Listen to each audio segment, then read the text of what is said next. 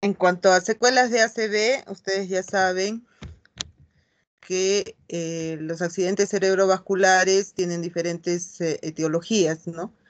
Entonces, una de las más peligrosas es la hemorragia cerebral. El gran porcentaje de pacientes no viven a ellos. Así que es importante cuando se diagnostica esto, tenemos poca probabilidad de sobrevivencia y los que quedan con vivos tienen grandes secuelas. Y el más común son trombosis o embolismos que van a producir mejor pronóstico tanto de vida como de recuperación. Los traumatismos, si producen una hemorragia cerebral, también va a depender del tipo de hemorragia que se haya presentado. Los tumores cerebrales son lesiones progresivas que dependiendo del tipo de tumor también va a ser el porcentaje de sobrevivencia.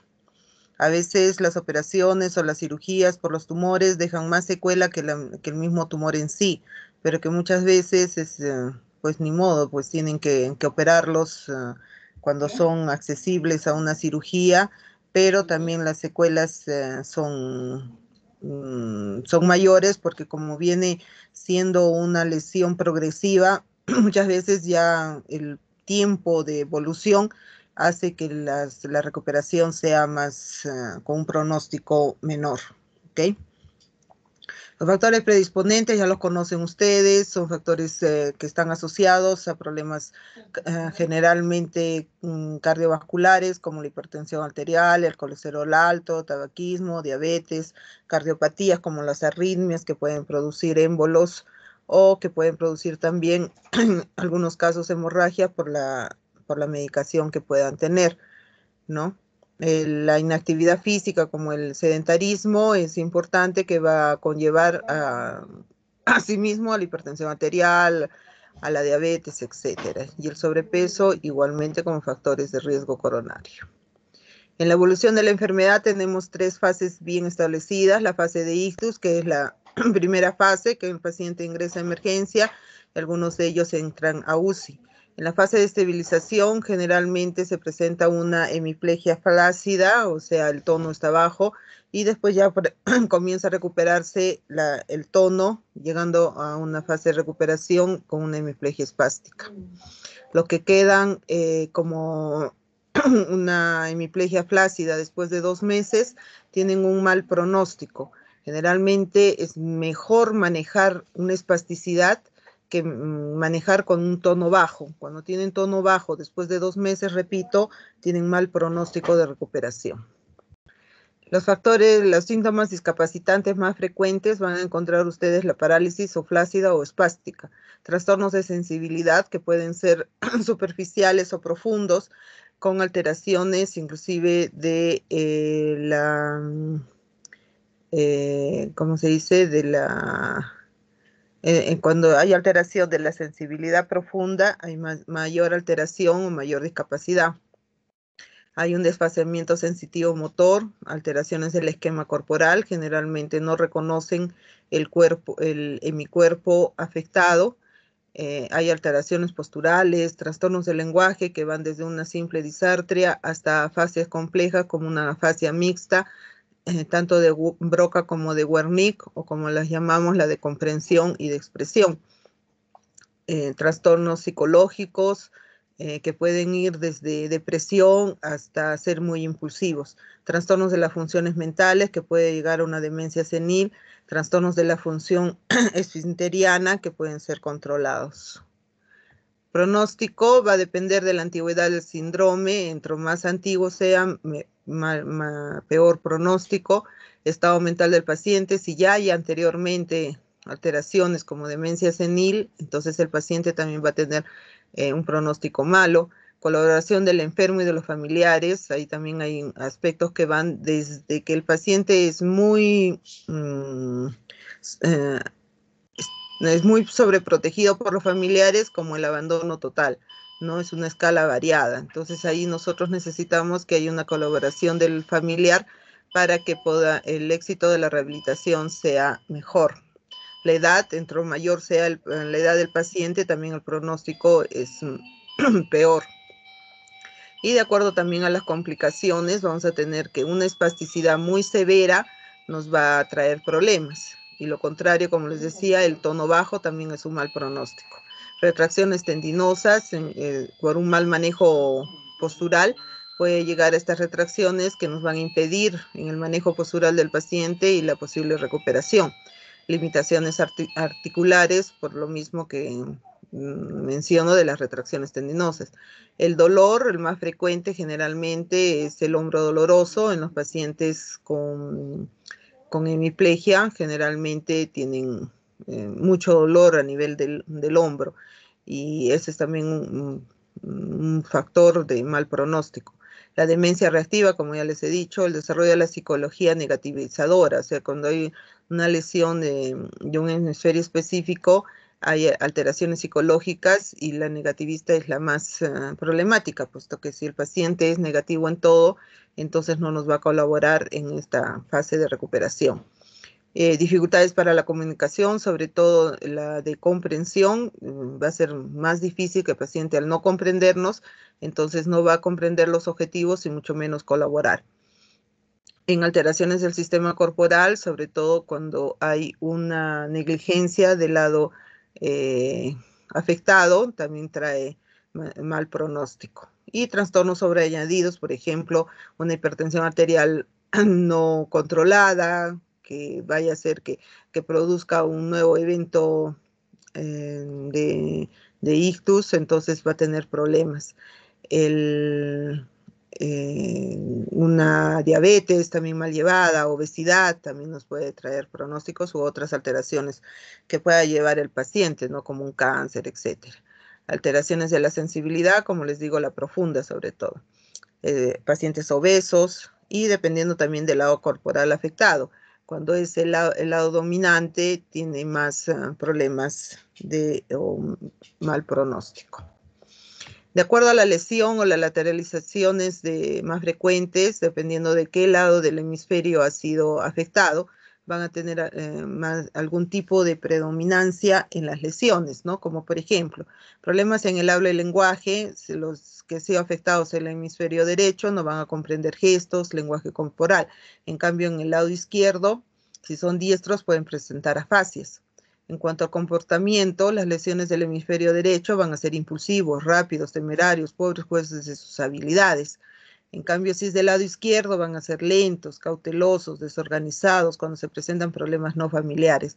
Por ejemplo, acá yo tenía un caso de un paciente que si bien lograba una marcha independiente, tenía espasticidad, pero lograba controlar un poco su espasticidad y el paciente era independiente. Entonces, pero sin embargo, él manejaba o sabía manejar avioneta. Entonces un día me pregunta, doctora, ¿puedo manejar avioneta? Entonces yo le digo, no. Entonces me dice, pero sí puedo, pero mire, que yo movilizo, que yo esto, que lo otro. Entonces le digo, pero una cosa es el control en el cual el paciente, la espasticidad la puede controlar en situaciones controladas, ¿no? Pero en una emergencia la espasticidad incrementa, ¿no? Entonces ya no es voluntario eso. Entonces ya puede ocasionarle perjuicios al paciente o a algún fuera del paciente, ¿no? Como un accidente, entonces es peligroso. Entonces, sin embargo, ellos son impulsivos, son temerarios, entonces hay que tener mucho cuidado en estos pacientes, ¿no? En dificultades en praxia, generalmente los del lado izquierdo van a tener praxias del vestido. Negligencia de un lado, en el lado derecho puede presentarse y son más comunes y persistentes. En cambio, en el lado izquierdo es menos común. Problemas del espacio presentual en ambos, la memoria en ambos y la habilidad emocional en ambos. ¿Cuáles son las características de un paciente con hemiplegia flácida? Van a tener parálisis facial de tipo central. Recuerden que la parálisis facial de tipo central es aquella que se produce con movimiento de la frente y, o sea, pueden mover, levantan las cejas. En cambio, en la parálisis periférica hay parálisis de toda la hemicara. En estos casos también pueden ocluir ambos ojos, tanto en amplitud y fuerza. El signo de Revilliod es positivo, hay una parálisis discreta de la lengua con una desviación hacia el lado sano, parálisis braquial y crural completa. Tono muscular puede estar disminuido o abolido. Los reflejos superficiales están abolidos, los reflejos profundos están disminuidos. Y Babinski es positivo. Esta característica es común tanto en la hemiplegia flácida como en la espástica. En cambio, la hemiplegia espástica tiene aumento del tono muscular y tienen una postura diferente, tanto en estación de pie como de marcha. Generalmente la hemiplegia espástica nos favorece la marcha. El paciente puede llegar a caminar, pero obviamente va a tener una característica en la marcha de una marcha en segador. Levantando, el paciente levanta la pelvis del lado que está afectado, no hay disociación de cadera, no hay disociación de rodilla ni de pie. Entonces el paciente, para poder llevar una marcha adecuada, tiene que elevar desde la pelvis y hace como un círculo hacia el lado afectado para lograr vencer y lograr realizar la marcha. A nivel de la cara va a haber acentuación de los pliegues. En miembro superior, el brazo se va a encontrar en ligera flexión y aducción, antebrazo flexionado sobre acá es sobre el brazo, ¿ya? Y el antebrazo va a estar en pronación. Los dedos de la mano tienden a la flexión y la muñeca a la flexión y desviación cubital. Si ustedes se dan cuenta, esta es la actitud de un paciente espástico, ¿ya? Esto es lo que se refiere con flexión de codo sobre el brazo, con flexión de muñeca, acá hay atrapamiento del pulgar y con desviación cubital, flexión de dedos, ¿ok? En cambio, en el miembro inferior generalmente tienen una actitud de extensión a predominio de musculatura extensora. Hay aducción y rotación interna del pie. La parálisis es mayor braquial que crural. El miembro en los músculos del tronco y el cuello están poco afectados. Hay una hiperreflexia profunda, los reflejos superficiales están disminuidos o abolidos, Babinski está positivo, puede haber clonus en pie y rótula, hay sinquinesias, hay cambios tróficos en la piel y uñas, pero estos cambios van a ser a lo largo del tiempo, no al comienzo. Puede haber edema de miembros superiores o de miembros inferiores, la presión arterial puede cursar siendo baja, artropatías dolorosas y anquilosis por la poca movilidad o mala postura. A los meses hay atrofia muscular y hay hombro doloroso. La historia clínica es una historia completa, obviamente, con todos los datos que ustedes ya conocen, pero además se deben incluir todas las valoraciones funcionales del paciente de acuerdo a las escalas de valoración como el índice de Bartel y escalas de valoración funcional específicas, las cuales nos van a ayudar a valorar al paciente al inicio, en el transcurso de la rehabilitación y al final, ¿no? Las funciones biológicas, recuerden que puede tener dificultad para tragar, tanto sólidos o líquidos, puede haber alteración en el control de esfínteres, todo eso tenemos que evaluar, ¿no es cierto? Entonces, las actividades funcionales, tanto actividades globales como actividades segmentarias de miembro superior y miembro inferior, y para ello vamos a evaluar con una escala especial que se llama Brunstrom, que les voy a explicar en unos minutos. Hay que evaluar las reacciones automáticas, tanto de enderezamiento, de defensivas y equilibrio. Hay que evaluar si presenta ataxia, movimientos involuntarios, cómo están los reflejos osteotendinosos, la sensibilidad tanto superficial, táctil, dolorosa, la temperatura, la sensibilidad profunda como la esterognosia, la ubicación espacial, segmentaria, discriminación de 2 puntos, etc. La fuerza muscular. Si bien es cierto que cuando nosotros hablamos de plejía, significa que el miembro no se puede mover, pero debemos diferenciar que la fuerza muscular realmente es bien difícil de valorar. En estos casos no vamos a evaluar con un test muscular, puesto que está abolida o está disminuida el movimiento. ¿Por qué razón? Porque el tono muscular está alterado. Cuando el tono muscular está alterado es bien difícil evaluar como fuerza en sí, en graduación. Se dice que en la hemiplegia o en los pacientes con secuelas de ACV hay una falta de control de movimiento. por que no se puede controlar el tono muscular. Al haber una alteración en el tono muscular, entonces la fuerza muscular no la vamos a poder evaluar exactamente. Y es por eso que también cuando nosotros hacemos la rehabilitación, no se hace ejercicios de fortalecimiento, sino se hace control de digamos, si el paciente está con tono bajo, tenemos que tratar que el tono incremente. Y lo contrario, si el tono está alto, con técnicas se puede hacer que el tono disminuya. Entonces, así el paciente va a tener un mejor control del movimiento y una aparente recuperación de la fuerza muscular. El trofismo hay que evaluarlo. Los pares craneales, tanto de visión, de complejo orofacial, la lengua, etcétera. El aparato respiratorio también hay que tener una buena evaluación, el aparato cardiovascular. Y en exámenes auxiliares, todos los que requiramos como resonancias, TAG, electroencefalogramas, etcétera. Y al final tenemos que dar un diagnóstico y diferenciar cuáles son las deficiencias, discapacidades y los grados de severidad de las mismas para poder definir un pronóstico y metas y un esquema de tratamiento que debe incluir ayudas biomecánicas que ya vamos a ver más adelante. Entonces, en la valoración funcional especial, uno de los que ya ustedes conocen es el índice de Bartel, en cual él nos va a decir, de acuerdo a las actividades que pueda realizar el paciente, tanto independiente como no dependiente, dependiente total, entonces va a ser la graduación de 0 a 10. Se hace la sumatoria al final y nos va a tener una puntuación hasta 100 puntos en un paciente que no está en silla de ruedas, y si está en silla de ruedas puede ser hasta 90. Entonces vamos a tener resultados. Si tiene menos de 20 va a ser un grado de dependencia total, y si tiene 100 puntos es un paciente independiente. Otra escala de valoración específica para pacientes hemipléjicos tenemos la no funcional, semifuncional y funcional. La no funcional, conocida como clase funcional 1, el paciente es totalmente dependiente, no logra funcionalidad alguna y permanece en cama o en silla de ruedas.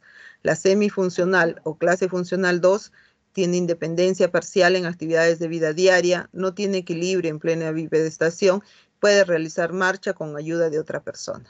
En cambio, el paciente funcional o clase funcional 3 o 4 es independiente total en actividades de vida diaria, el equilibrio es pleno en bipedestación, leve o moderada torpeza motora, realiza marcha independiente con o sin ayuda biomecánica, y prácticamente los que llegan a la normalidad se los considera como clase funcional 4. Estas son las pruebas de Brunstrom que tenemos que evaluar.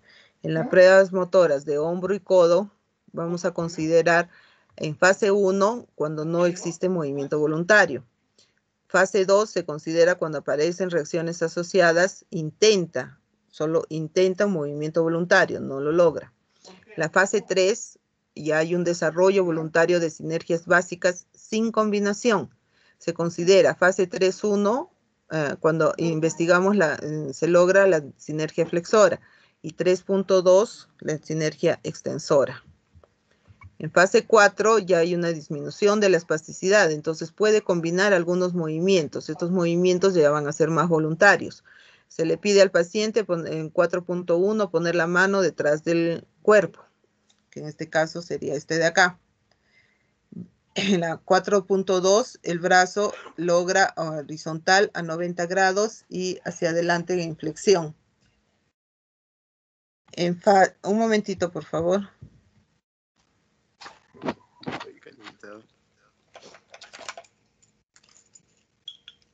¿Cómo con la llave? En fase, cuando es 4.3 logra supinación, pronosupinación, perdón, con codo en flexión de 90 grados. Ay, cursor, acá está. El paciente está en flexión de 90 grados y el paciente logra la pronosupinación. Fase 5 sigue disminuyendo la espasticidad, entonces los movimientos va a lograr los más combinados y van a ser más independientes. 5.1, el brazo es abducido y está en horizontal, o sea, 90 grados. El 5.2, este de acá, que logra hacer una flexión sobre la cabeza. El 5.3 es pronosupinación, pero con el codo extendido y en abducción. La fase 6 ya son movimientos libres, ya no hay sinergias y se hace pruebas de velocidad para que el paciente lleve la mano al regazo o la barbilla y llevar la mano de la barbilla a la rodilla opuesta. En las pruebas motoras para lo que es muñeca, generalmente es 1 es no contracción, 2 está a expensas o sea, hay movimiento a expensas de sinergia flexora o extensora del miembro superior. Y 3, leve extensión, depende total, se logra hacerlo con, o sea, dependiente total, depende total, cuando el codo está extendido, logra hacer el movimiento. En la fase 4, extiende y relaja, o sea, hay flexo-extensión con dedos cerrados, o sea, logra elevar, hace flexo-extensión, pero con los dedos cerrados. En la fase 5 hay extensión de muñeca, pero también y logra en este caso, o sea, los dedos están flexionados. En cambio, en la fase 6 logra extensión de muñeca con flexión de codo y dedos extendidos. Entonces, como se dan cuenta, cada vez más está logrando hacer movimientos independientes y logra hacer algo que es difícil, liberar los dedos. En las pruebas de dedos, 1 se considera no contracción, 2 leve flexión sinérgica de dedos, 3 prensión en gancho, no logra la apertura, 4 prensión lateral, liberación del pulgar, leve extensión semivoluntaria de dedos. En la 5 logra diferentes tipos de prensión, ¿no? Prensión palmar, cilíndrica, la esférica y la pinza fina. Y cuando ya logra todo, logra todas las modalidades de prensión y es capaz de soltar. Al paciente se le pide en posición sentado que eleve el hombro y al coger la pelota se le pide, o sea, que haga el movimiento hacia atrás del brazo y logre lanzar la bola. Al lanzarla va a soltar la pelota y la pelota va a ser lanzada de esta forma. Si logra hacer eso, ya es capaz de hacer prácticamente todo. En miembros inferiores se considera fase 1 cuando hay flacidez. Fase 2 empiezan movimientos voluntarios, pero son mínimos. En la fase 3 el paciente está sentado o está en posición bípeda, logra hacer flexión de cadera, rodilla y tobillo. En la fase 4, paciente sentado, logra con una flexión de rodilla más de 90 grados. Y logra dorsiflexión del tobillo. En la fase 5, el paciente de pie logra flexionar la rodilla, en este caso, y con cadera extendida, y logra dorsiflexión de pie. Y en este caso también se le pide al paciente y puede lograr hacer esto. Cuando logra hacer esto, se está ya recuperando la fase de control voluntario. En la fase 6 ya logra abducción de cadera, y sentado logra hacer rotación interna y rotación externa de la cadera. Esos son los componentes de la sinergia flexora de extremidades inferiores y la sinergia extensora. Cuando nosotros hablamos de sinergia flexora, significa que el paciente logra dorsiflexión de los dedos del pie, dorsiflexión e inversión del tobillo, flexión de la rodilla hasta cerca de los 90 grados, flexión de cadera, abducción y rotación externa de la cadera. En cambio, los componentes de la sinergia extensora de las extremidades inferiores, hay flexión plantar de los dedos, el dedo gordo se puede extender, flexión plantar e inversión del tobillo, extensión de rodilla, extensión de cadera y abducción y rotación interna de la cadera. Muy bien. En cuanto al tratamiento rehabilitador, ya saben ustedes que nuestro propósito es la reincorporación del paciente a su familia, trabajo y sociedad. Los objetivos al principio es preservar la vida y evitar daños secundarios. Después hay que mejorar la capacidad remanente, favoreciendo la recuperación neurológica y la actuación. y reincorporación familiar, social y ocupacional. Recuerden que cuando el momento se ve que el paciente ya no va a mejorar más en el lado hemipléjico, se va a tratar que el lado sano supla al lado enfermo. Entonces, por ejemplo, si un paciente está con una hemiplegia derecha y el lado dominante es el derecho, entonces, y no se logra recuperar, o se ve que ya la recuperación no va a lograrse, entonces se le hace la rehabilitación para que el lado izquierdo comience a escribir, el lado izquierdo inclusive firme, lo más cercano a su firma, y que haga todas las funciones y sea independiente en las actividades de vida diaria e instrumentadas para que el paciente pueda reincorporarse a su vida familiar, social y ocupacional. ¿Qué vamos a hacer nosotros en el periodo agudo? Tenemos que evitar trastornos cutáneos y respiratorios mediante un colchón antiescaras, pero no se confíen en el colchón antiescaras. Yo he visto mucha gente que se confía por el hecho de tener un colchón antiescaras, al paciente ya no lo movilizan. Y el éxito de un paciente que esté hospitalizado es las movilizaciones y los cambios posturales. Así que no se confíen, por favor, en los colchones antiescaras.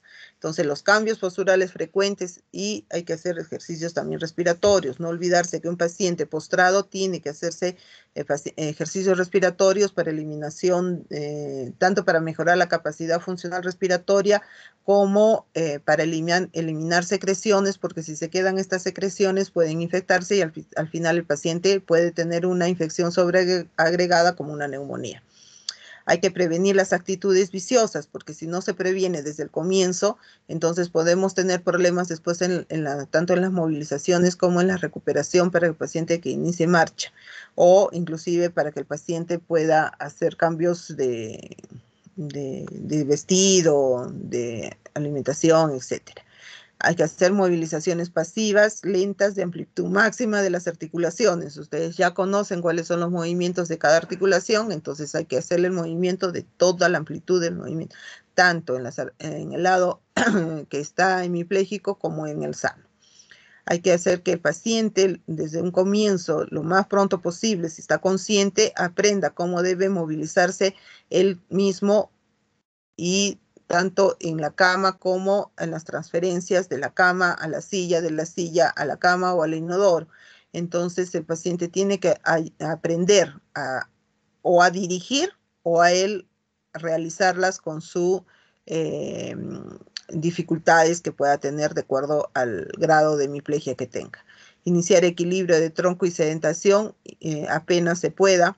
Y la terapia ocupacional va a ser dirigida en este momento, en el periodo agudo, a la autonomía elemental en la cama. Muchas veces yo he visto pacientes que, si bien es cierto, pueden, el lado, por ejemplo, han sido de una hemiplegia derecha, y sin embargo el paciente podría comer con el lado izquierdo, pero sin embargo el familiar o la técnica le está dando de comer. Entonces, entre más independencia o autonomía pueda tener el paciente, hay que hacerlo. No porque el hecho de que haya tenido una hemiplegia no va a hacer nada. No, tenemos que hacer que el paciente haga todas las actividades que pueda hacer por sí mismo. En el subagudo, igual corregiremos las deformaciones ortopédicas ya instaladas. Lo ideal es que no se instalen ninguna, pero si se producen, entonces hay que comenzar a corregirlas. Hay que hacer técnicas de regulación de la espasticidad, porque ya puede comenzar la espasticidad. Al comienzo va a ser flácido, como les dije.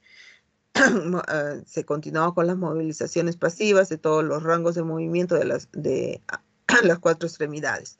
Hay que hacer una reeducación propioceptiva y de la coordinación, reeducación del equilibrio en bipedestación, ya que al paciente vamos a tratar de parar lo más pronto posible. Estimulación sensorial del hemicuerpo afectado y terapia ocupacional orientada a las actividades básicas e instrumentales. Ya en el periodo de estado, se supone que el paciente ya está dado de alta, entonces va a ser un paciente de acuerdo a su evolución. Tanto en cualquier enfermedad o de medicina, o no vamos a tener enfermedades, sino vamos a tener enfermos. Entonces, cada paciente, así haya tenido o tenga una hemiplegia derecha, no todos van a tener el mismo grado, ni todos van a tener las mismas dificultades. Tenemos que utilizar las técnicas de recuperación de la marcha, reevaluación de ortesis, valoración de ayudas biomecánicas, prevención y tratamiento de las complicaciones que se hayan podido dar cuando ha estado hospitalizado, mantener y recuperar las funciones orgánicas, recuperar las capacidades funcionales perdidas y adaptación de las funciones residuales. Esto es lo importante que les decía desde un comienzo, el control postural. La postura del paciente hemipléjico, como dijimos, el miembro superior va a estar en aducción y rotación interna del hombro. El codo y la muñeca tienden a estar en flexión, al igual que los dedos, tienden a estar en flexión, quedando el pulgar aprisionado, ¿no? Como ven acá, el pulgar está aprisionado por los otros dedos. Y el miembro inferior va a estar en rotación externa a la cadera, flexión de rodilla y flexión plantar y varo del pie. Eso es lo que el paciente generalmente tiene esa postura, pero nosotros tenemos que contrarrestar eso. ¿Cómo lo vamos a hacer? Cuando el paciente está en la cama, en decúbito dorsal, este es el paciente y este es el lado afectado. ¿Ya? En este caso es el derecho.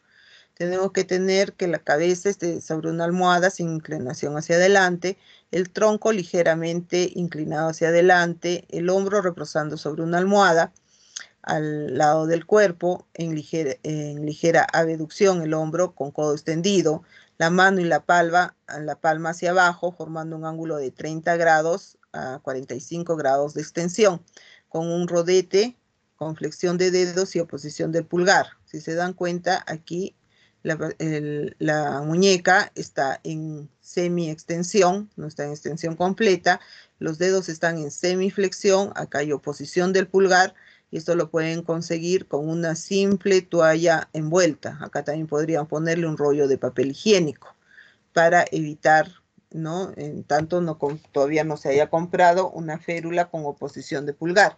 Entonces podemos utilizar nosotros una, ¿cómo se llama? Una toalla nada más envuelta o un rollo de papel higiénico para cumplir esa función.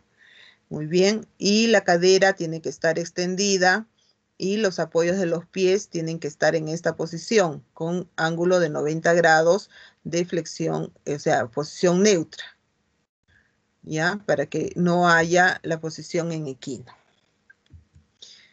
En este caso, el lado oscuro también es el lado hemipléjico. Vamos a tener que el paciente, estando en horizontal, la cabeza va a estar apoyada confortablemente, el tronco inclinado ligeramente hacia atrás, hombro hemipléjico hacia abajo y dirigido hacia adelante, formando un ángulo de 90 grados, ¿ok? Con respecto al cuerpo. Codo extendido, con palma hacia arriba, la pierna hemipléjica tiene que estar liberada. El peso, como se dan cuenta, no está sobre la pierna hemipléjica, sino la pierna sana está ligeramente flexionada para que no pueda estar sobre el lado hemipléjico. La cadera está en extensión, la rodilla también está en extensión o ligeramente flexionada y la pierna tiene que estar sobre un cojín. En estos casos, en el lado sano, la cabeza va a estar apoyada confortablemente en el eje corporal, el tronco está ligeramente hacia adelante, el hombro hemipléjico hacia abajo dirigido hacia adelante. Miembro superior formando un ángulo de 100 grados con el cuerpo, con la palma de la mano hacia abajo y los dedos extendidos. Miembro inferior hemipléjico, la cadera y la rodilla van a estar ligeramente flexionadas, la pierna y pie van a estar apoyados sobre un cojín y el miembro inferior sano extendido. Cuando el paciente ya se logre estar en posición sedente, entonces tiene que estar apoyado sobre una almohada y tiene que estar apoyado sobre la cama, ¿no? Sobre la base del espaldar de la cama. Tiene que haber un apoyo siempre de los brazos para que el hombro no quede colgado. Tiene que estar con el codo extendido y la mano puede estar en semiflexión. En este caso puede ayudarse o puede estar o bien en extensión como quedamos en la primera diapositiva y semiflexión de dedos. En caso de la miembro inferior, la cadera en flexión de 90 grados, los ¿cómo se llama? Tienen que tener acá cuidado con los pies también. De preferencia, tendría que tener un apoyo en la parte inferior siempre para que el pie no quede en equino. Cuando ya esté sentado en una silla, igual tiene que estar siempre en 90 grados, 90 grados y 90 grados. Acuérdense de esa regla. Siempre tiene que haber apoyo de las manos, de los brazos, para que el hombro no quede colgado. Y esta es otra posición. Si está en su camita, el paciente puede tener, pero si se dan cuenta, acá está apoyado todo el miembro superior con codo flexión de 90 grados, el apoyo de la mano, y acá nos permite también esta postura tener una postura en extensión de 30 grados de muñeca con semiflexión de dedos y alejado o opuesto el pulgar. Para evitar que el hombro caiga, se utiliza un cabestrillo especial. El cabestrillo se llama en silla de montar o ¿cómo se llama? El que no deben utilizar es el arnés en 8. Este no se debe utilizar, porque si ustedes se dan cuenta, aquí va a caer el hombro, no hay un apoyo que realmente levante toda esta zona como este tipo de arnés en silla de montar, que va a hacer que este hombro suba hacia la posición normal y lo va a mantener en una posición adecuada. Este no lo tiene, entonces este no se debe utilizar. ¿Ya? La posición en decúbito ventral no está realmente contraindicado, se puede realizar con una almohada bajo la pelvis y 2 almohadas grandes debajo de los hombros o al menos del hombro afectado. Los pies estarán fuera de la cama para evitar la flexión plantar del pie o la posible rotación del miembro inferior. Los cambios de posición son importantísimos para evitar la aparición de escaras. Es importante tenerlo limpio, seco al paciente. No es conveniente dar fricciones con alcoholes. Eso es muy frecuente que se encuentra en los pacientes, les utilizan alcoholes o si no les echan bastante talco. Entonces, si el paciente suda, al final va a haber como una mazamorra sobre la piel y eso puede producir lesiones o aceleración de las úlceras por presión. Lo más importante del tratamiento es desarrollar al máximo todo lo que ha quedado sano, que pueda compensar la función perdida y permitir la vida útil en el hogar y la vida y en la sociedad. Las movilizaciones, acá les presento algunas formas cómo se debe movilizar al paciente. Si ustedes se dan cuenta en esta figura, el paciente entrelaza sus dedos y coloca sobre los hombros de la enfermera o del que ayuda al paciente, ¿no? Entonces el paciente va a impulsarse y le van a ayudar de esta forma, o lo pueden colocar también las manos sobre a nivel del lumbar y va a hacer que el paciente, apoyándose sobre el lado sano, pueda levantarse. Pero para eso también ustedes se tienen que bloquear la rodilla enferma. Al bloquear la rodilla enferma, entonces el paciente va a poder levantarse y no se va a caer. No tienen que jalarlo al paciente. Generalmente a veces lo jalan del hombro y al final producen una luxación de hombro. Existen diferentes maneras del manejo de la espasticidad. Hay técnicas de base, como en la instalación y posicionamiento con férulas, con las movilizaciones, posturas y estiramiento. Hay métodos neuromotores, como el de Bobat, Kavak, Brustrom. Hay métodos sensitivo-motores, como el de Perfetti y Roth. La electroterapia también se utiliza la estimulación eléctrica funcional o la electroestimulación como el TENS o el biofeedback.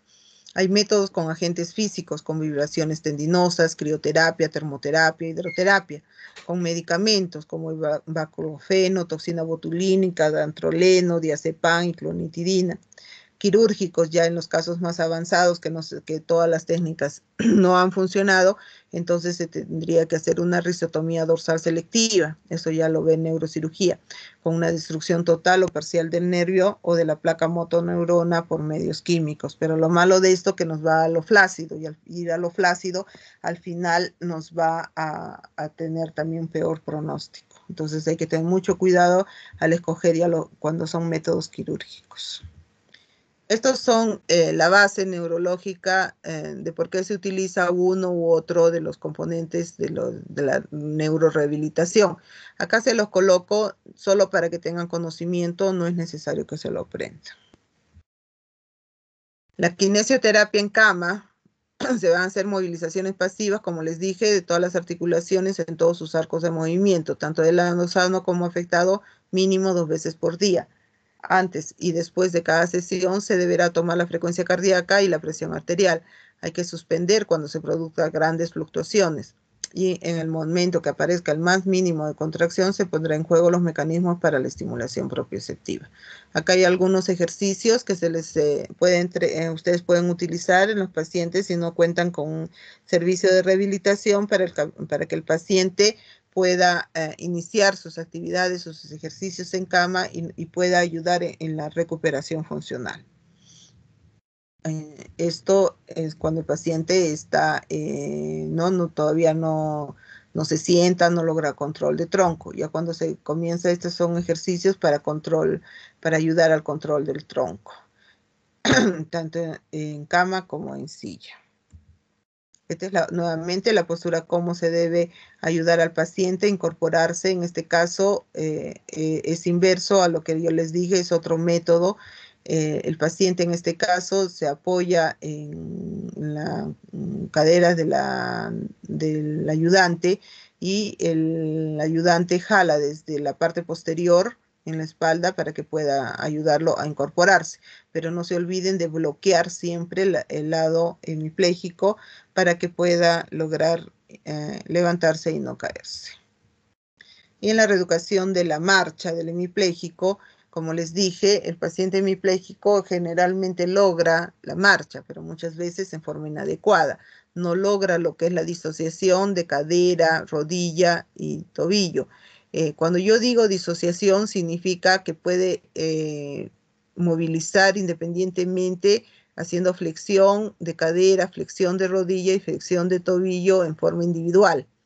En estos casos, si hay una sinergia extensora, no lo va a lograr hacer.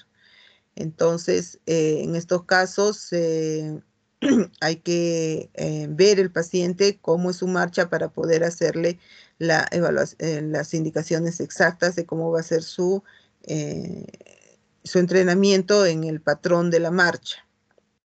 ¿Ya? Entonces tenemos que incluir en estos casos entrenamiento del equilibrio del tronco, sentado y pie, modificación de respuestas motoras de la extremidad inferior y entrenamiento de respuestas alternadas de músculos antagonistas. Acá, por ejemplo, van a ver ejercicios que se hace para entrenamiento o control de la pelvis. El paciente está en decúbito dorsal. Y con esto vamos a ir logrando la disociación y la coordinación. Esta es una alternancia. Si ustedes ven, moviliza el lado derecho del miembro inferior y el lado izquierdo del miembro superior, ¿no? Acá de la pelvis, acá del miembro superior, ¿no? Alternancia también en posición sedente. Estos son ejercicios para equilibrio de tronco. Muy bien. Y algunas actividades que se deben hacer en bipedestación y marcha para lograr la marcha adecuada del paciente. La carga de peso sobre la pierna afectada, flexiones y extensiones alternadas de rodilla, flexión de la rodilla con la cadera extendida y deprimida para dar el paso sin circunducción, control de la dorsiflexión antes y durante el paso, marcha sobre líneas paralelas, marcha cruzando los pies alternadamente sobre una línea, marcha empujando una silla, marcha junto a la pared, marcha evitando obstáculos, subida y bajada de escaleras. Eso ven acá, por ejemplo, lo que está haciendo, equilibrio sobre carga de peso sobre un lado. Acá la alternancia con aparentemente para enseñarle al paciente cómo debe ser el posicionamiento de los pies, alternancias, ¿no? Con obstáculos. Para que el paciente, esta es la marcha en segador, como se dan cuenta, levanta la pelvis, ¿no? Levanta todo el miembro inferior para lograr vencer realmente el obstáculo o el paso, porque si no levanta todo este miembro inferior, se va a tropezar y se va a caer. Estas son actividades, como ven, para lograr lo que es equilibrio y coordinación Acuérdense ustedes como si fuera un niño de que tiene que aprender a caminar. Exactamente igual se les enseña a los pacientes para recuperación de su marcha. Estas son unas técnicas, como ven, si nosotros al paciente hacemos movilización a nivel de cuello, con una técnica especial, se logra que el paciente movilice el lado enfermo en forma inconsciente, es un reflejo. Y al final el paciente, primero con actividades reflejas y después ya comienza a hacer movimientos voluntarios. Después se logra que el paciente haga rectación, después ya 4 puntos, ¿no? Equilibrio, coordinación, y después ya comienza a hacer 2 puntos, y después ya comienza en marcha con ayuda en escalera sueca. Después ya marcha en barras paralelas y después ya subir y bajar escaleras. Este es para traslados de paciente hacia de ruedas. Esta es una de las técnicas de hidroterapia. Este es el tecnólogo y acá está haciendo el paciente la marcha en paralelas pero en hidroterapia. No se olviden de la fisioterapia respiratoria, eso ya lo van a ver en la clase con la doctora Paricagua, en la siguiente clase, así que solo lo vamos a mencionar, que es importante que no se olviden que tiene que haber fisioterapia respiratoria en este tipo de pacientes. En la terapia ocupacional, recuerdan ustedes que en rehabilitación hay lo que es terapia física, terapia ocupacional, terapia del lenguaje y rehabilitación profesional. En este caso, la terapia ocupacional no es tanto la ocupación en sí, sino es la preparación de las actividades de vida diaria, comida, higiene, tanto actividades en cama, fuera de ella, y la dependencia, mejorando el grado funcional. Preparación para las actividades instrumentales como tareas domésticas, uso de teléfono, que ustedes ya saben. Valoración del entorno para eliminación de barreras arquitectónicas, asesoramiento sobre las ayudas técnicas para facilitar la autonomía y tratamiento del déficit de percepción y cognitivos. Entonces, con estas técnicas nosotros vamos a desarrollar que el paciente logre su independencia. Estas son algunas ayudas biomecánicas, como por ejemplo, si el paciente no logra una buena flexión de los dedos o una disociación, entonces colocándose con esta ayuda biomecánica al tenedor, va a poder llevar la comida hacia la boca. Algunas ayudas que son para que el paciente pueda ayudarse para su aseo o sus funciones esfinterianas, ¿no? Como ir al baño. Para la ducha, acá tenemos, es una férula con semi-extensión de muñeca con oposición de pulgar, ¿no? Estas son férulas que le llaman OTPs para que el paciente no haga en equino y pueda caminar mucho mejor. Y acá este es un soporte corto, que igual esto es rígido. Esta zona de acá logra 90 grados y el paciente puede, cuando el paciente está en equino. Y acá van a ver justamente la diferencia. Este es un paciente que hace una marcha en segador con una mala posición del pie, y cuando se coloca el OTP o el soporte corto va a lograr una buena posición del pie y va a lograr una marcha más adecuada. La terapia del lenguaje, lo vamos a hablar muy cortamente. El paciente, recuerden que con los problemas de comunicación pueden ser disartrias, que significa que hay una alteración en la pronunciación de la palabra. Las afasias, que son alteraciones de comunicación, de comprensión y de expresión. Y hay algunas afasias que se llaman nominales, o sea, el paciente comprende, pero no puede nombrar algún objeto o lo que ustedes le están pidiendo, como por ejemplo, ustedes le enseñan una llave y le preguntan ¿qué es esto? Entonces si, no puede decir la palabra llave, pero sin embargo, si ustedes le dicen para qué sirve, les va a decir para abrir una puerta, ¿no? O echar llave, o echar, perdón, cerrojo a una puerta, ¿no? Seguridad. Entonces el paciente comprende, se expresa, pero no puede nominar objetos. Y también puede haber alteraciones de la memoria. Ejercicios, van a haber ejercicios linguales, de mímica, de deglución, ¿no? Entonces sí también puede haber técnicas se llama de comunicación aumentativa para los pacientes que tienen afasia. Entonces con fichas, con letreros, con dibujos, con letras, podemos hacer que el paciente no comprenda o que el paciente se exprese y llegar a comunicarnos con el paciente. Y la rehabilitación profesional, que nuestro objetivo es la reinserción laboral.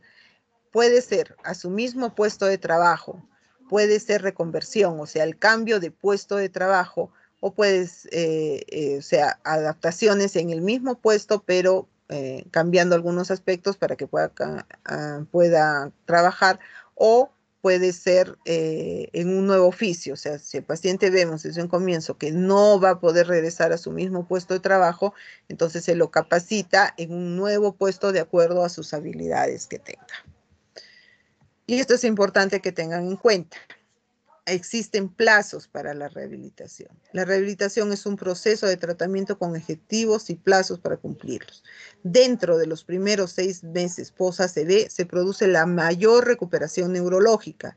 Es por ello que es importantísimo hacer lo más pronto posible el enfoque de la rehabilitación. Entre los 6 meses posteriores y el año, solo un 10% de los pacientes continúa un poco de su recuperación. Entre el primer y segundo año, solo hay un 5% que sigue con algún tipo de recuperación, pero con escasa repercusión funcional. Se cree que en estos casos hay una mayor adaptación que una mayor recuperación realmente. Muy bien. Y como les dije, tiene que ser de inicio precoz, es un proceso limitado en el tiempo y más o menos se dice que debe ser un año post-ACV. Y después de ello prácticamente es una terapia de mantenimiento para que no haya retracciones o malas posturas o escaras o complicaciones en el paciente. Los objetivos de rehabilitación son para alcanzar un nivel funcional biopsicosocial. Es un proceso continuo. Debe evitarse la fragmentación del programa de rehabilitador. Recuerden que tiene que haber un equipo multidisciplinario. El paciente y su familia tienen que estar implicados en el proceso y no incrementar la duración o intensidad. Les recuerdo que las técnicas de rehabilitación son las mismas en los diferentes pacientes, tanto en niños, en adultos o en pacientes gerontes. La técnica en sí es lo mismo, lo que diferencia es el tiempo y el momento de la aplicación. Muy bien, si tuvieran alguna pregunta.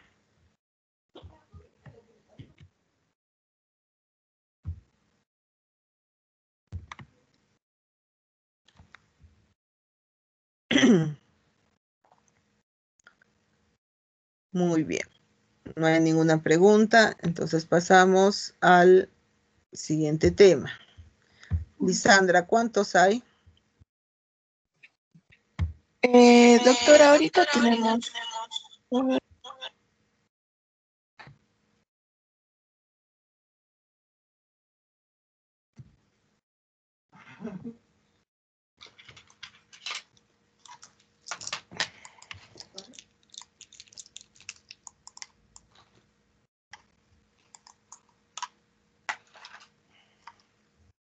Doctora, somos 50, pero han salido 10 compañeros porque tenían que estar en taller de tesis, una revisión con la doctora y me escribieron, pero han estado toda la clase, han salido recién hace 5 minutos los otros compañeros.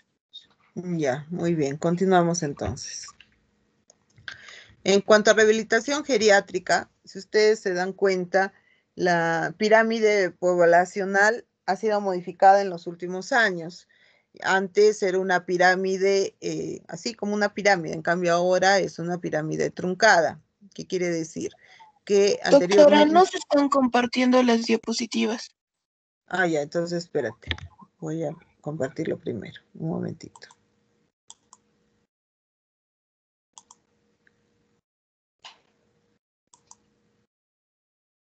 Ahora... Ahora sí, doctora, ya aparecieron. Ya, muy bien. Anteriormente, como les decía, la pirámide poblacional era exactamente como una pirámide. Ahora es una pirámide truncada. ¿Qué quiere decir esto? Que anteriormente había mayor población infantil Después seguía la población adulta y adulto mayor en menos proporción. Ahora ya no, la población ya es una pirámide deformada en la cual ya hay mayor cantidad de pacientes adultos y adultos mayores. Pero sin embargo, a pesar de ello, los establecimientos de salud y las universidades no han previsto esto y a las finales no, hay escasez. Si ustedes se dan cuenta, hay mayor cantidad de pediatras, hay mayor cantidad de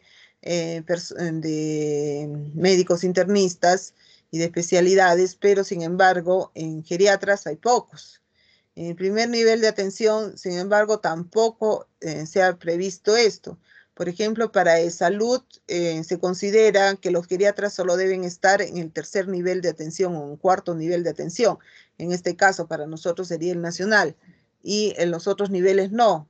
Pero, sin embargo, debería haber, así como hay pediatra, hay ginecólogo, hay cirujano, hay médico internista en primer nivel de atención, también debería haber geriatras en primer y segundo y tercer y cuarto nivel de atención, pero no lo hay. Las universidades también proporcionan poca cantidad de plazas para lo que es geriatría y deberían haber mayor cantidad de plazas. Los colegas tampoco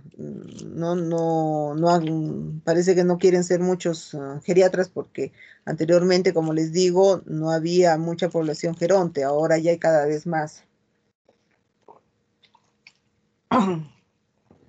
Y ya que el paciente geriátrico es especial, así como el paciente pediátrico, no quiere decir que sea un niño, o perdón, un adulto pequeño, ¿no? No, tiene todas sus características, igual el paciente geronte también tiene sus características especiales y su manejo especial.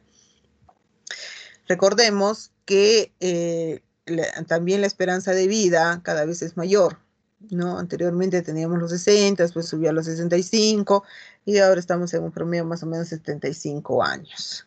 Y por ello tenemos que ver también la calidad de vida. No solamente los pacientes deben envejecer, sino también tener una buena calidad de vida en los pacientes de la tercera edad. El envejecimiento es un fenómeno universal. Todo ser vivo va a sufrir cambios con el paso de los años. Es un envejecimiento, es una serie de modificaciones morfológicas, bioquímicas, psicológicas y funcionales que se origina con el paso del tiempo en todos los seres vivos. Existen dos tipos de envejecimiento, uno fisiológico y uno patológico. El fisiológico es la suma de alteraciones irreversibles experimentadas por las personas como consecuencia única y exclusiva del transcurso del tiempo, lo cual ocasiona una disminución general y progresiva de la capacidad funcional del organismo. En cambio, el patológico se da cuando se presentan enfermedades que van a alterar los mencionados parámetros y la capacidad de relación con el medio. ¿Cuáles son las características del proceso de envejecimiento? Universal, todo el mundo va a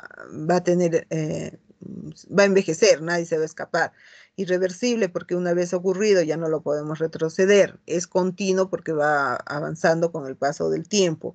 Intrínseco, porque se genera dentro del organismo, y heterogéneo porque va a haber ciertas variantes de acuerdo a la genética del paciente. El modelo global del proceso de envejecimiento va a haber una base genética, va a ser regulado por estilos de vida y factores ambientales, lo cual va a producir el envejecimiento del organismo tanto a nivel funcional, celular y molecular, y también va a estar involucrado la enfermedad. Recuerden ustedes que hay poblaciones, ustedes habrán escuchado que hay familias que dicen que son longevas, ¿no? Que la abuelita llegó hasta los 100 y pico años, el papá, la mamá llegó hasta los 90 y tantos y así. Entonces siempre hay una base genética, pero al final todos envejecemos.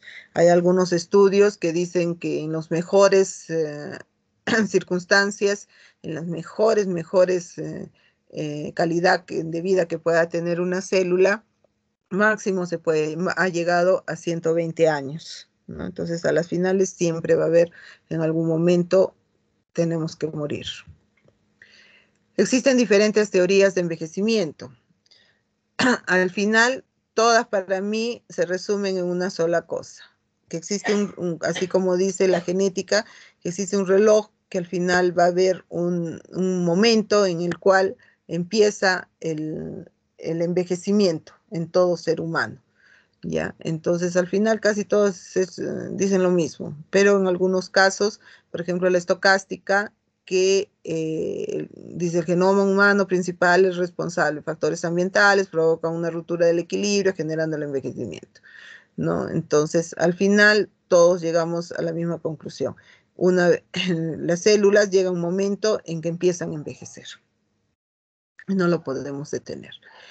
Pero sin embargo hay un ciclo de degradación, a mayor nivel de fatiga y dolor con el peso de los años.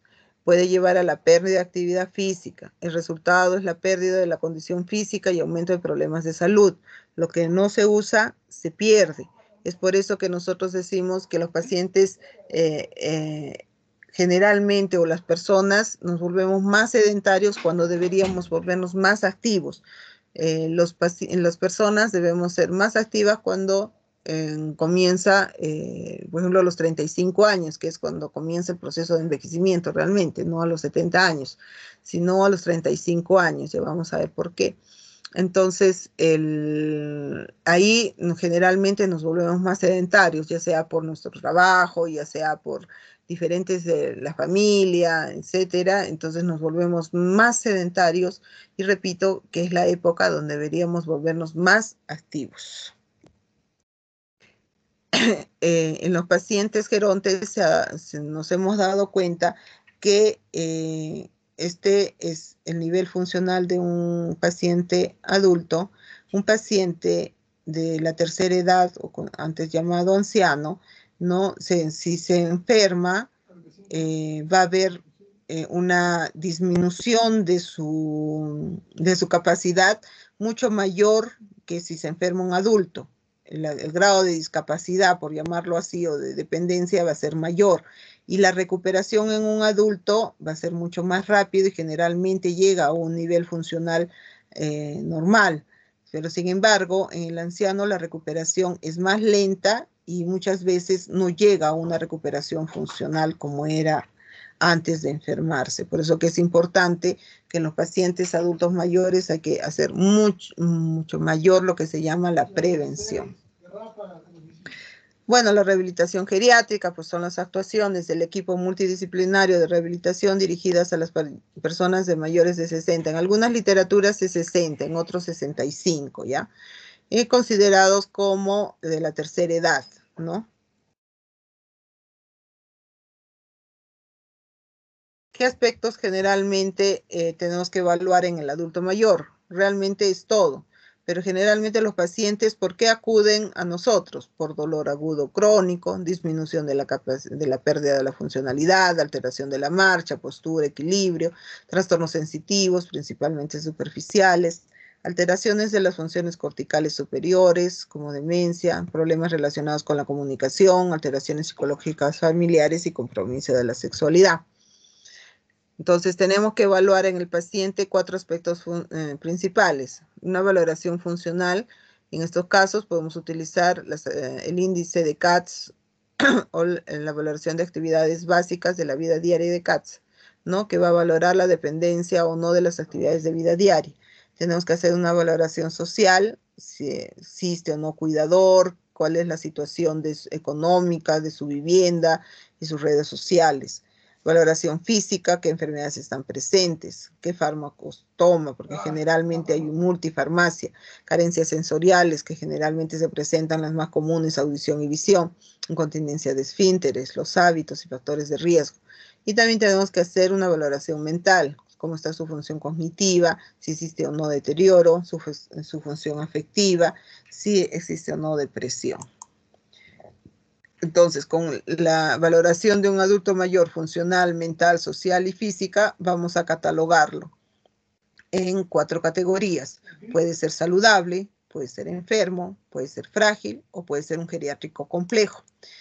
Si es saludable, el paciente vamos a hacer promoción, prevención y atención primaria. Si se encuentra en la categoría de enfermo, entonces tenemos que hacer ya una atención asistencial, rehabilitadora y preventiva.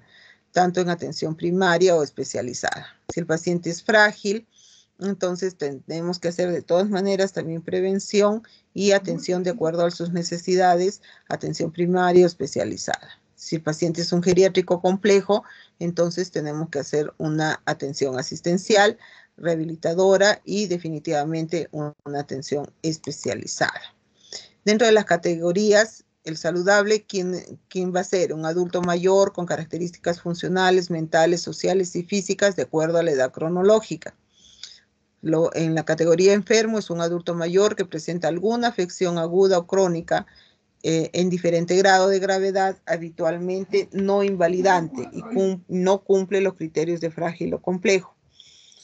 Un adulto frágil va a ser un adulto mayor que cumple 2 o más de las siguientes condiciones. Paciente de 80 años o más, dependencia parcial o total, deterioro cognitivo, manifestaciones depresivas, problema social, caídas, pluripatología, enfermedad terminal por neoplasia, enfermedad crónica que condiciona discapacidad, polifarmacia, hospitalizaciones continuas, índice de masa corporal menor de 20. Y el complejo es un adulto mayor que cumple 3 o más de las siguientes condiciones. 80 años, dependencia total, acá es total, ya no es parcial o total, sino es total. Pluripatología, hay un problema mental asociado y un problema social.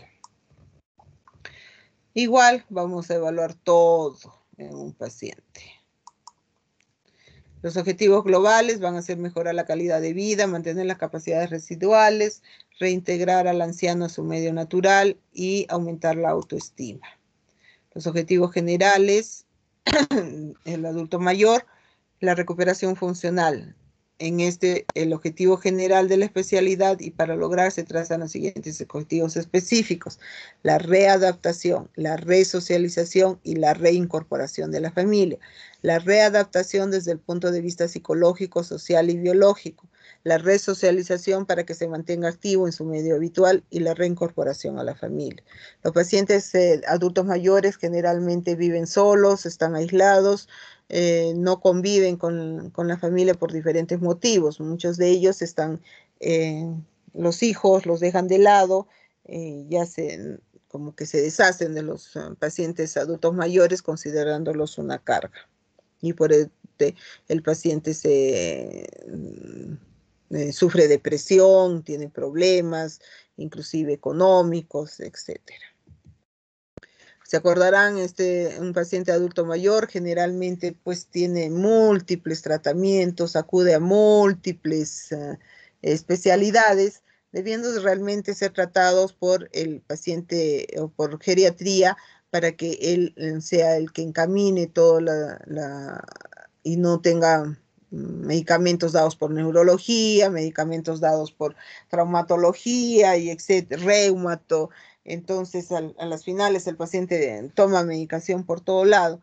Y si ustedes que han rotado por geriatría, el paciente no baja de 15 medicamentos en cada receta. Entonces, si a eso se suma también que pasan por urología o por otras especialidades, entonces el paciente se ve más con mayor cantidad de medicamentos, ¿no? Entonces es el geriatra el que debe en estos casos evitar eso y hacer un buen manejo integral del paciente. ¿Con qué estrategias vamos a aplicar? Prevención de enfermedades secundarias y complicaciones. Recuerden que yo les dije que en rehabilitación teníamos prevención primaria, secundaria y terciaria. En esto se pueden aplicar las 3 cosas. Control de enfermedades y factores de riesgo, recuperación de la capacidad funcional y adaptar la capacidad residual. ¿Cuáles son los principios de la rehabilitación del adulto mayor? Mantener la máxima movilidad posible, mantener o restaurar la independencia en actividades básicas de la vida diaria, desde el inicio del tratamiento obtener la confianza y cooperación, efectuar las sesiones terapéuticas por cortos periodos simples e individualizados. ¿Qué pautas tenemos que tener? Como les dije en la clase anterior, los métodos de fisioterapia son iguales, pero hay que tomar en cuenta la enfermedad de base y la capacidad vital de ese paciente. Vigilar trastornos cardiorrespiratorios, fatiga muscular, medir la tensión arterial y pulso, porque se nos puede complicar en cualquier momento. Hay que hacer práctica de ergonomía funcional. Utilizar ortesis si fuera necesario, sencilla y de poco peso. Generalmente hay algunos pacientes adultos mayores que consideran que las ayudas biomecánicas los van a considerar que ya son viejitos, que son inútiles, pero sin embargo, como dice, son ayudas y estas ayudas biomecánicas van a permitir una mejor funcionalidad, prevención de caídas, etc. Y recuerden que siempre el tratamiento es personalizado.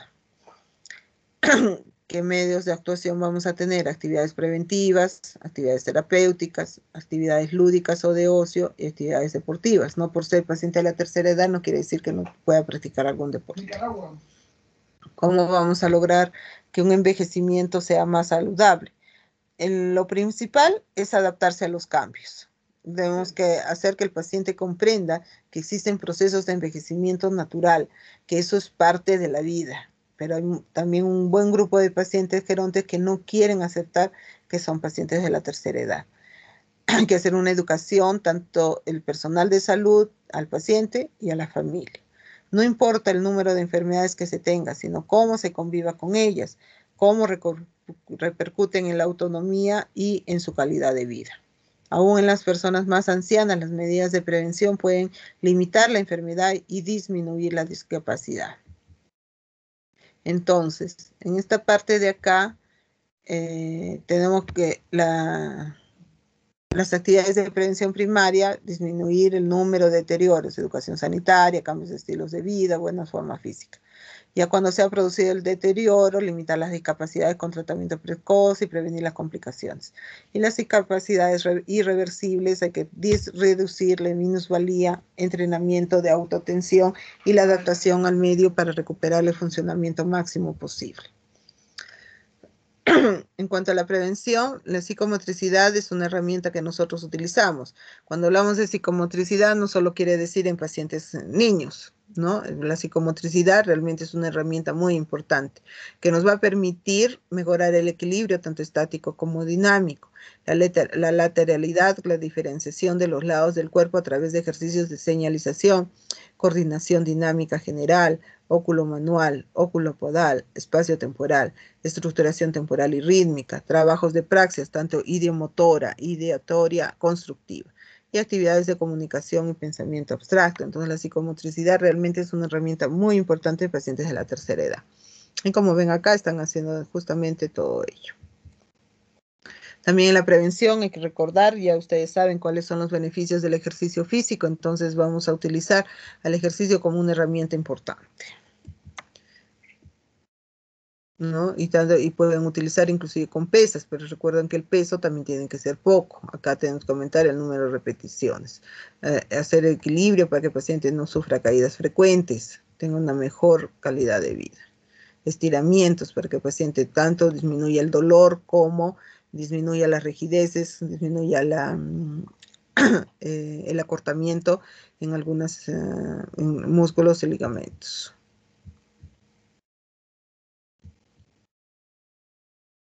Ya ustedes saben cuáles son los ejercicios, son los mismos beneficios del ejercicio en el adulto mayor, son los mismos exactamente igual que en cualquier persona. Y también tenemos que hacer cambios de estilo de vida, ustedes ya saben cuáles son los cambios, ¿no? Como disminuir el licor, el tabaco, es incrementar la actividad física. Y una de las cosas importantes que generalmente el adulto mayor cambia su estilo de vida al comer, porque muchas veces ocasionan algunos problemas.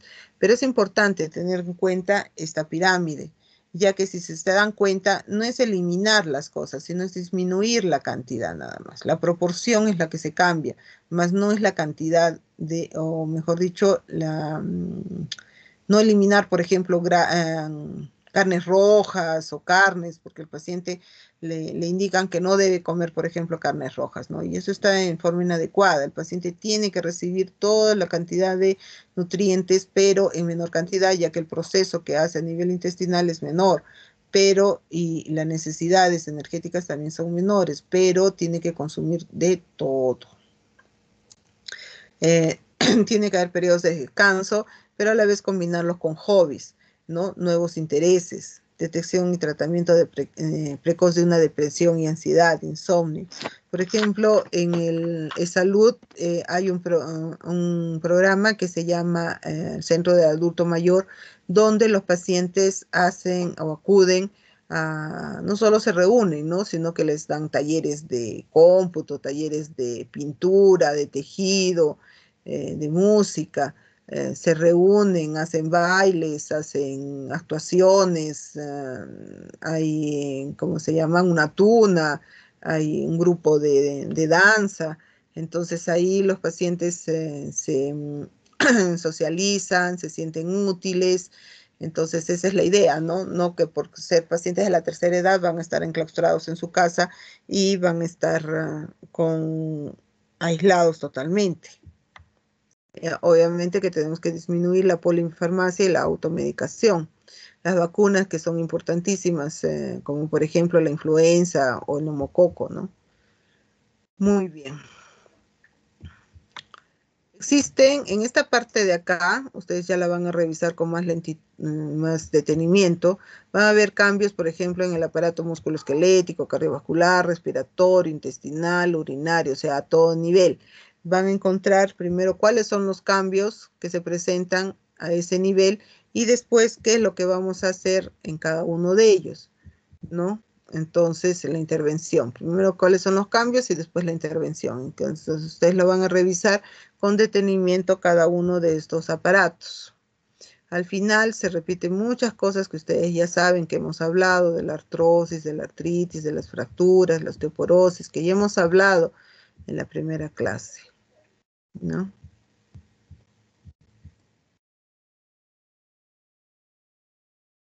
Entonces es importante que sepan cuáles son por qué se hacen los cambios posturales y prevención. Cuando un paciente está, sea de la tercera edad o no, la protección de las escaras es importantísimo, o las úlceras por presión. El paciente que está hospitalizado no debe tener escaras. Desde mi punto de vista, es pecado tener escaras si un paciente está hospitalizado.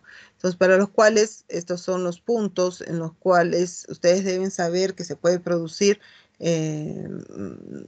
con mayor propensión las úlceras por presión. Entonces, para lo cual tenemos que movilizarlo al paciente. Este es un relojito que es muy interesante, que ustedes pueden colocarlo en la parte superior de la cama para que el personal de enfermería, que es el que tiene que hacer las movilizaciones, tenga a bien en qué momento o cómo debe estar el paciente de acuerdo a las horas del día. Entonces es bien práctico y el paciente tiene que estar movilizándose en todo sentido para que no haya mucho tiempo de presión en estas zonas que hemos hablado, que son de prominencias óseas o disminución del tejido adiposo que al final va a producir la escara, ¿no? Entonces, sí, como además de la movilización, vamos a colocar almohadas o rodetes en los cuales esta presión disminuya y el paciente no pueda tener escaras, ¿no? Entonces, cuando hacemos de manejo postural, no solamente es la movilización, sino también la colocación de ciertos aditamentos, como son las almohadillas, las almohadas o rodetes, para que puedan ser. En algunos hospitales utilizan globos por ejemplo, los guantes los inflan con agua, los amarran y los colocan en esas zonas para que el paciente no tenga la presión, ¿no?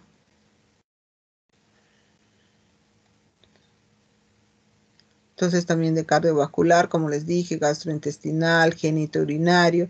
Y el dolor es uno de las causas, como les dije al comienzo, más frecuentes de consulta, ¿no? Y generalmente son de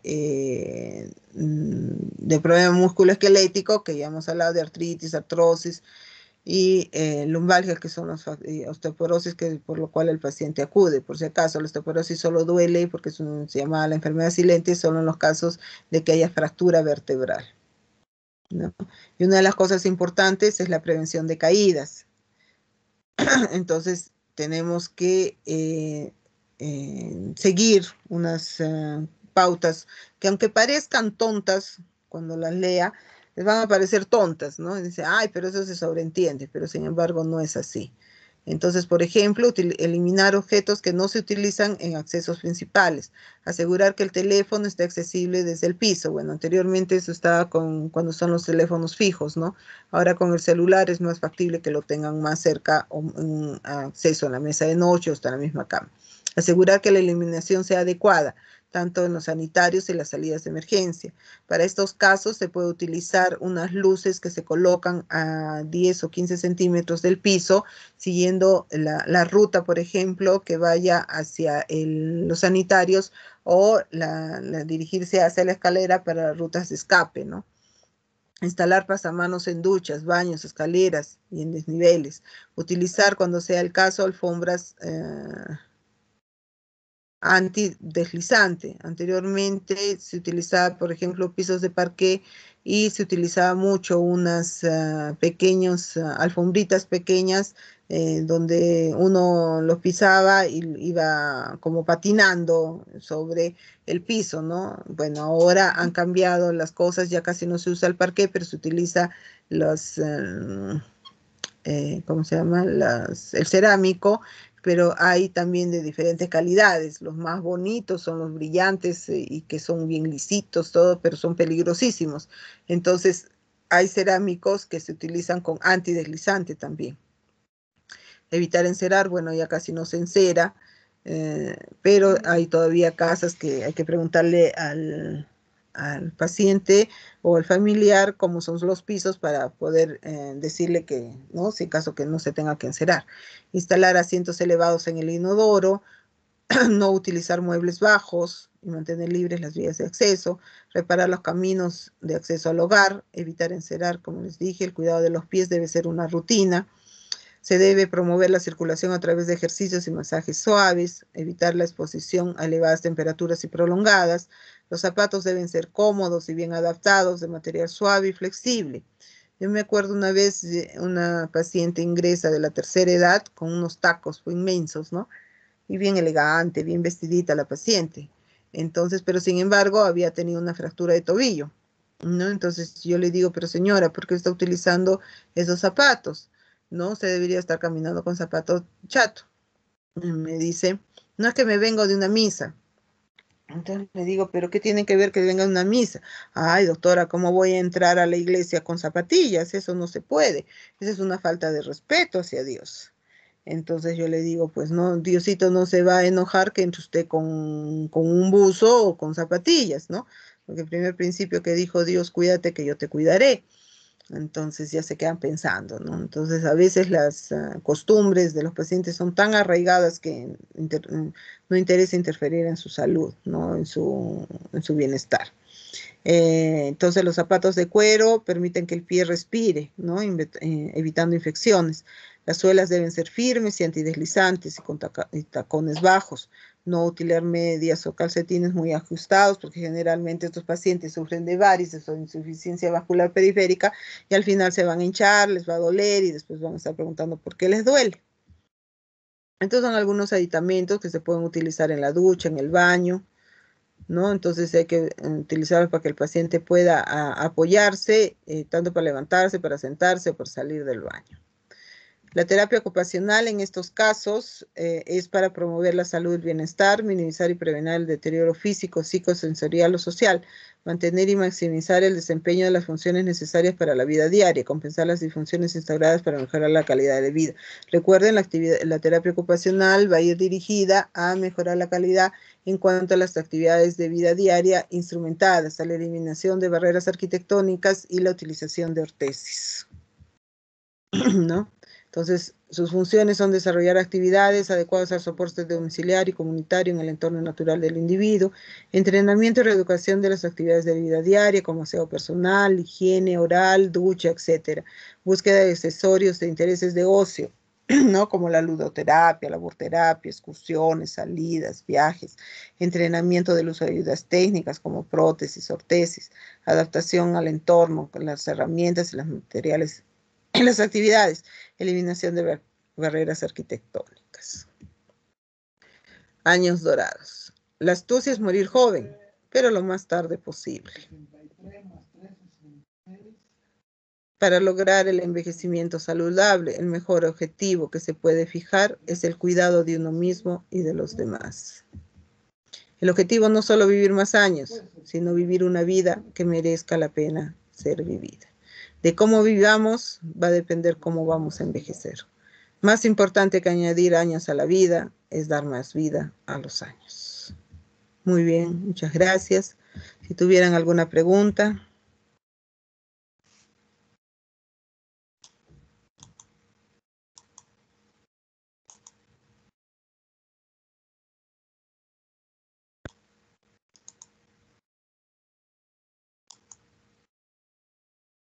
Ya creo que se han quedado dormidos.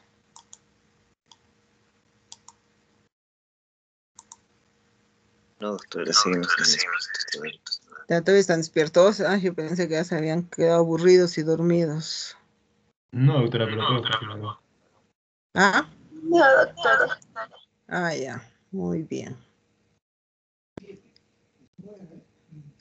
Bueno, no tienen preguntas entonces. Muy bien, yo sé que son muchos temas, muy largo, pero es importante que ustedes sepan todo ello porque en nuestra sociedad todavía el médico general tiene que abarcar muchos temas, mucha información. Muy bien. Entonces, coordinen para la clase con la doctora Paricagua, ya que es feriado, tienen que cambiar la fecha, la hora. Doctora, tenemos Sí. que, bueno, ya después coordino con usted porque el examen caería 1 de enero. Entonces voy a coordinar bien con mi compañera delegada de traumatología para ver que no juntemos los exámenes y coordinar con usted también la fecha. Ya, yo no tengo problema, ya saben, podemos cambiar la fecha que a ustedes les venga más conveniente, no hay problema, no tengo ningún Ya, inconveniente. Acomódense bien para que tengan tiempo de estudiar, no tengan ningún problema, ¿ok? Cualquier consulta, igual, ya tienen mi número telefónico, el WhatsApp o a través de Lisandra. Muy bien, que tengan buen fin de semana, nos vemos en el examen, ¿ok? Chao chicos, muchas cuídense. gracias, doctora. Ya, Gracias, chao. doctora. Hasta luego. Hasta luego. Chao, chao. Gracias, doctora. Hasta luego.